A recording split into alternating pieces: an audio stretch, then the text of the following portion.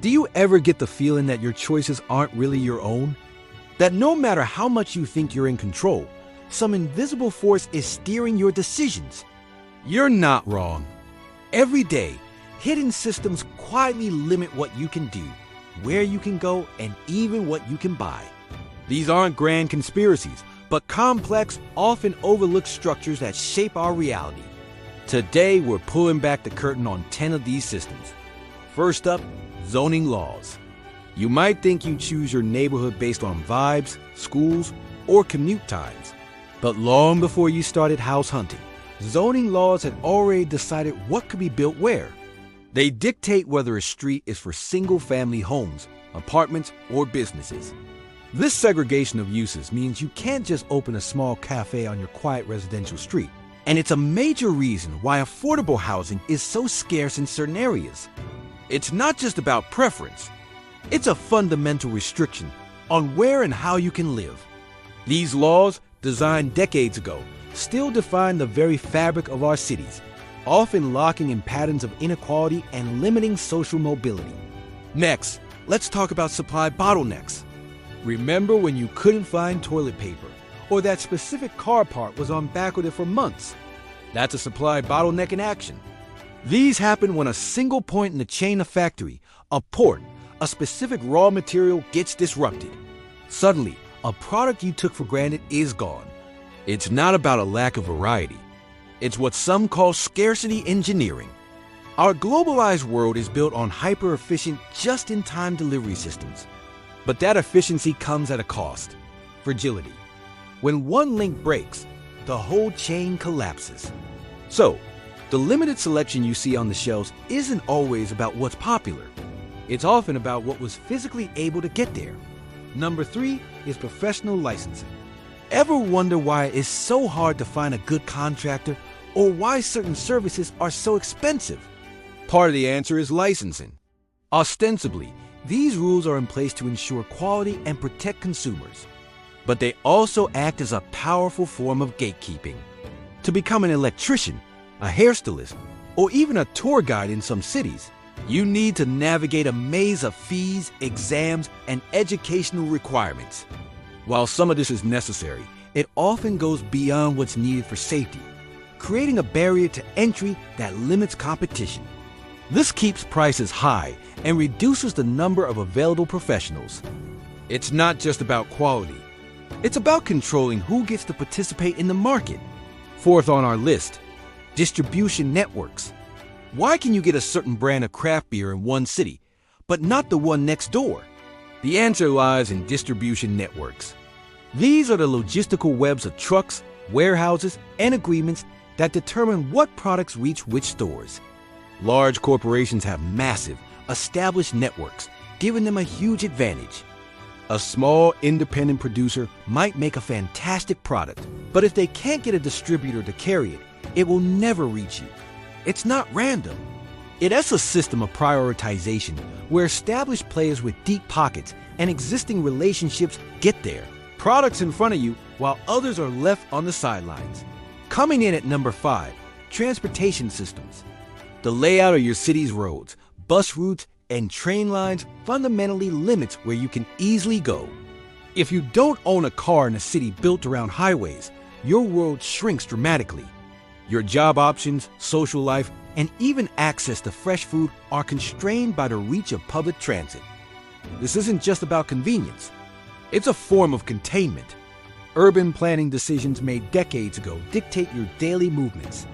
A city designed with extensive, reliable public transport offers freedom and opportunity. A city without it forces dependence on cars and isolates those who can't afford them. Number 6 is something you see every time you go shopping: retail shelf space. The supermarket aisle seems like a showcase of endless choice, but it's one of the most fiercely contested and curated spaces in our economy. What you see is not a reflection of everything that's available. It's a reflection of what companies have paid for. Brands pay slotting fees to get their products placed on shelves, especially at eye level.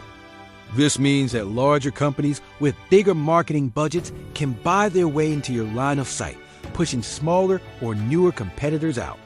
The choice has already been made for you before you even walk in the door. It's not true choice. It's carefully managed curation.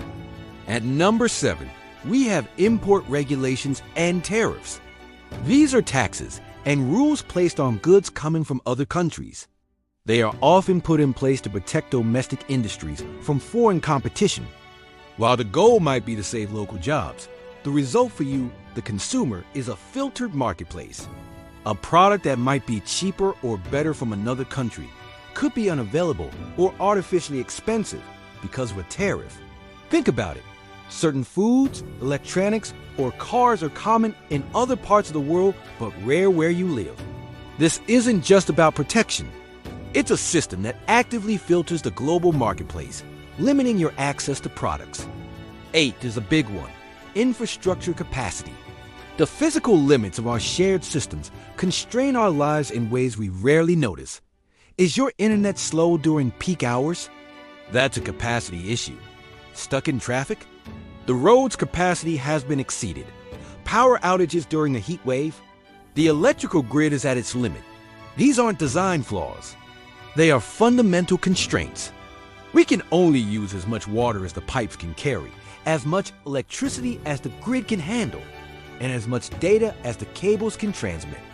When we push against these limits, our options shrink. You can't work from home if the internet is down, and you can't cool your house if the grid fails. Our modern lives are built on an infrastructure that has very real physical boundaries. 9th on our list, economic cycles. The broader rhythm of the economy booms and busts powerfully limits your personal and professional decisions. During an economic boom, jobs are plentiful. It's easier to get a loan, and starting a business seems like a great idea. Your choices expand. But during a recession, the opposite happens. Companies freeze hiring, banks tighten lending, and risk-taking feels foolish. Your choices contract, not because you've changed, but because the economic environment has. Deciding when to buy a house, change careers, or make a major investment isn't just about your personal timing. It's heavily influenced by the structural cycle of the economy you're in.